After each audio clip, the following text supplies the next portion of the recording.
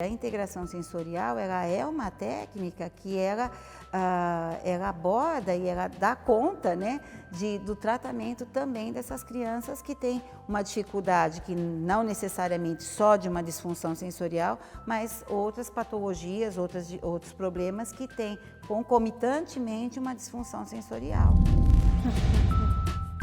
Então vamos lá? Podemos, doutora? Vamos lá.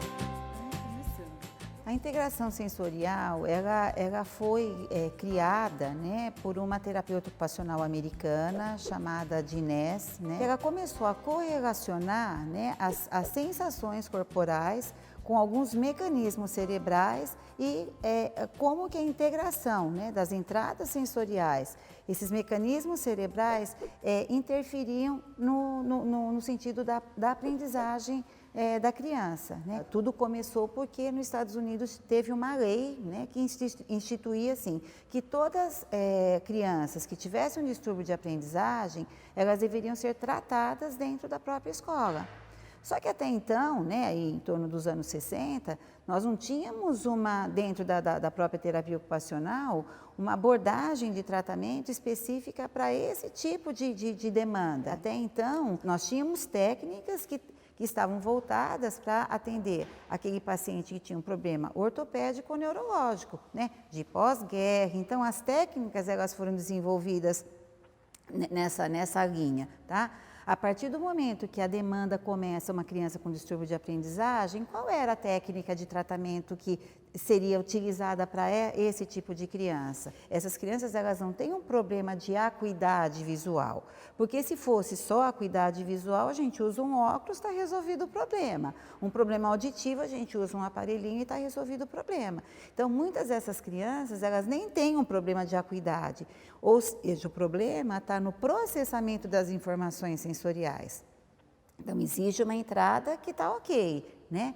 Agora, na medida que a criança tem que processar essa mensagem, né, seja ela visual, porque quando a gente fala da organização de vários sentidos, eu estou falando do visual, do auditivo, do olfativo, do gustativo, e na integração sensorial a gente deixa de pensar em 5 órgãos do sentido. Na integração sensorial a gente passa a pensar em 7 órgãos do sentido.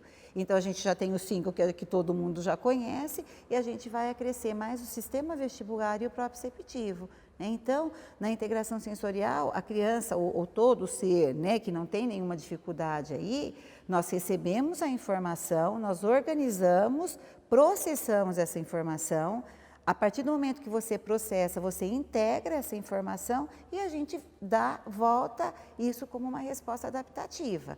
Eu consegui escovar os meus dentes antes de sair de casa, dirigir o meu carro, porque para cada uma dessas atividades eu vou ter que estar os meus sistemas íntegros primeiro, né? Conseguir integrar muito bem essas funções para poder desempenhar, seja qual for a atividade que eu vou fazer, né? Então aí que a integração sensorial, ela se entrelaça com a terapia ocupacional, né? Porque esse é o princípio básico da terapia ocupacional, né? A gente melhorar o desempenho funcional e ocupacional das pessoas, né? Então, aí é que a gente consegue fazer esse link mesmo e como a terapia de integração sensorial é a cara da terapia ocupacional, né?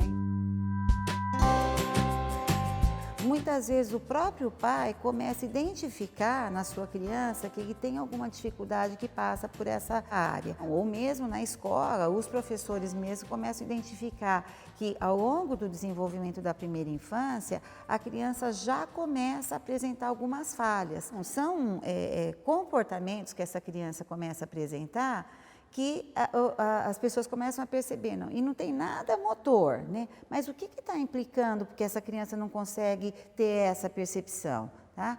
Então, hoje, pelo conhecimento, a gente tem já, né, ou profissionais da própria área, né, áreas afins aí, a fisioterapia, ou a psicologia, a fonoaudiologia, que de alguma forma já começa a reconhecer esse tipo de dificuldade na criança e já encaminha para um profissional da terapia ocupacional.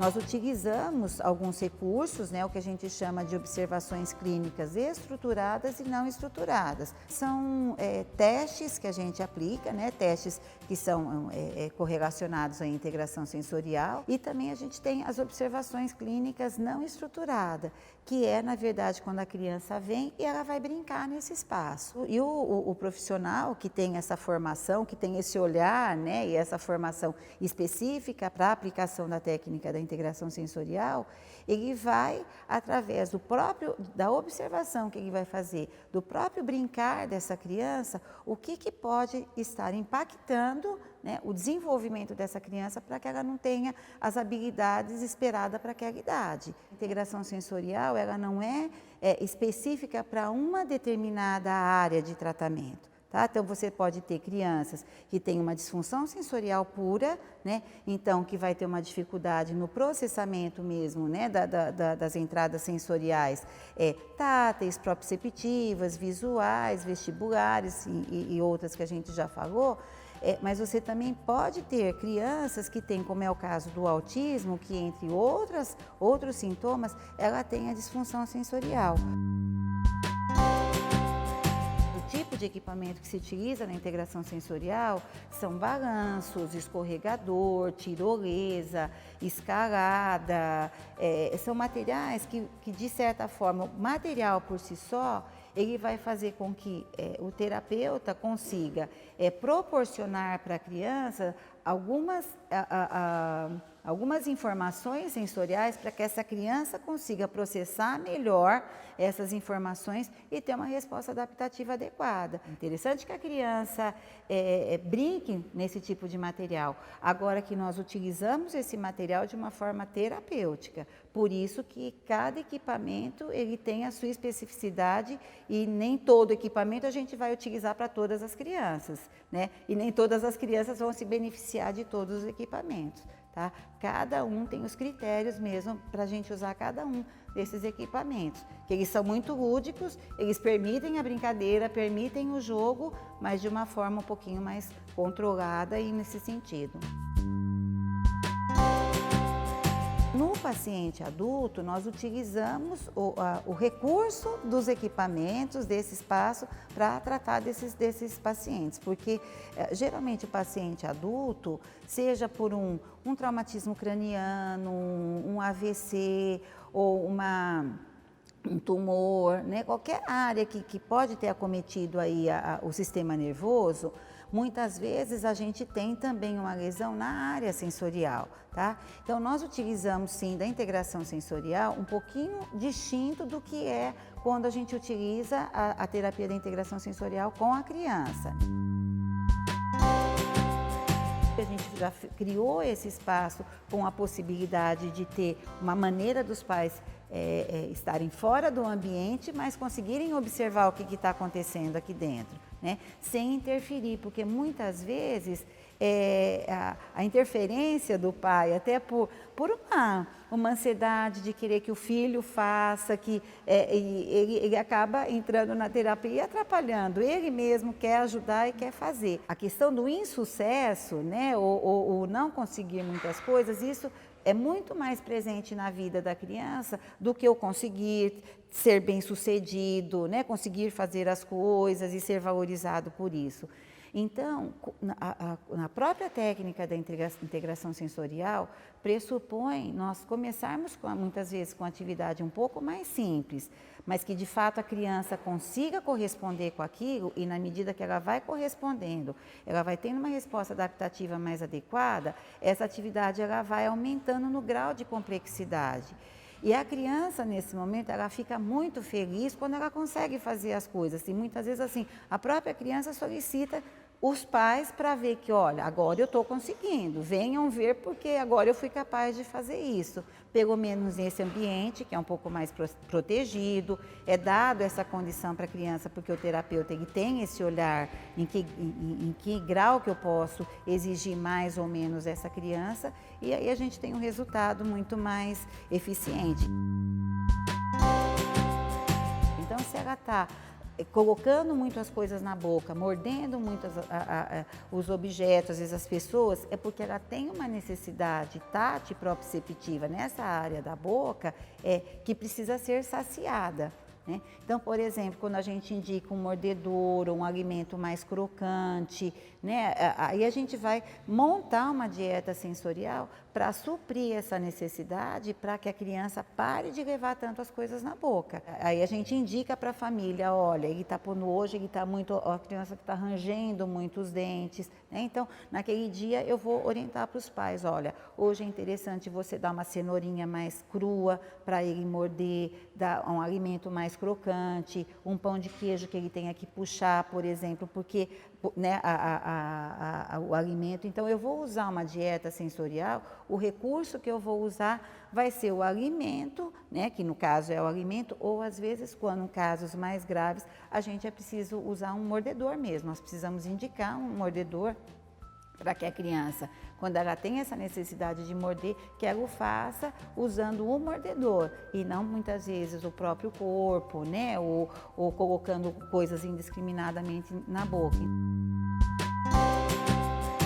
O profissional que vai trabalhar com integração sensorial é exigido uma formação, ele tem que ter muita propriedade, né, de como funciona o próprio sistema, né, o sistema mesmo neurofisiológico da criança, né, qual é a dificuldade que a criança está apresentando e como eu vou integrar esse recurso, que é um recurso próprio e específico da integração sensorial, para minimizar ou melhorar essa condição dessa criança.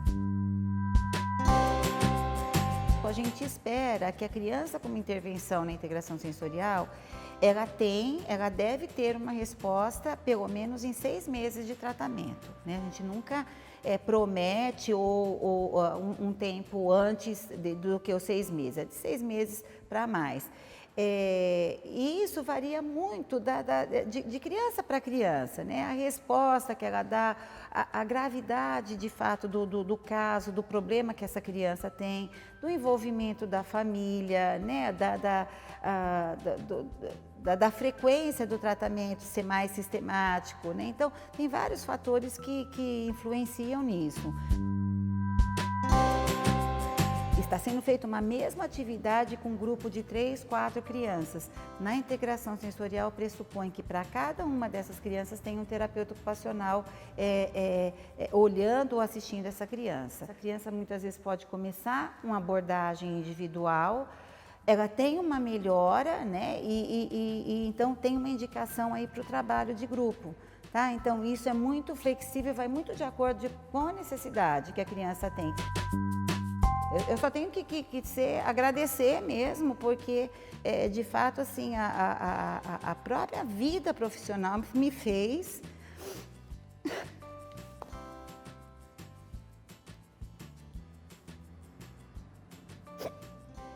desculpa, eu me emociono com isso, sabe? Uma coisa que é difícil falar, porque a gente sabe da responsabilidade, né? Do adulto que essa criança vai ser, né? Então, assim, eu me envolvo demais, eu sou muito preocupada com isso mesmo, né? E, assim, e a responsabilidade que a gente tem pela vida, né? Pela vida que adolescente, que adulto, que pessoa esse ser humano vai ser, né? Então, a gente tem... Então, isso é uma coisa que me toca muito, entendeu? Porque... e fico muito brava quando as pessoas não fazem isso com responsabilidade, né? Não tem esse cuidado, porque a gente está falando de ser humano, de pessoas, de famílias, entende? E as famílias confiam muito na gente. Eu tenho certeza que muitas vezes a criança... pelo tempo de vida, né, que essa criança fica aqui comigo durante o tratamento, às vezes eu sinto assim que a criança me vê mais do que, às vezes, até a própria pessoa da família, o vô, a avó, um primo, né, então eu passo a fazer parte da vida dessa criança, né, não só afetivamente, né, mas com essa responsabilidade mesmo que a gente tem de, pelo menos, assim, a gente não faz milagre, lógico que não, né, a gente não tem esse poder, mas eu acho que a gente tem sim uma chance, uma possibilidade de pelo menos serem pessoas um pouco melhor, né? Assim, dar uma condição, uma qualidade de vida um pouco melhor para esses, não só para a criança, mas como para a família, porque nós temos, assim, alguns casos, né, que são muito graves, né? São muito graves e você vê que é uma família que muitas vezes tem alguns momentos que eu tenho que cuidar muito mais da família do que da criança. É o hormônio do amor. O bebê também existem diversos benefícios de ser amamentado com tecnologia materna. É uma área do conhecimento interdisciplinar que desenvolve, pesquisa, produtos e serviços. Então, os riscos de desenvolver infecções são muito menores. E aí, com isso, ele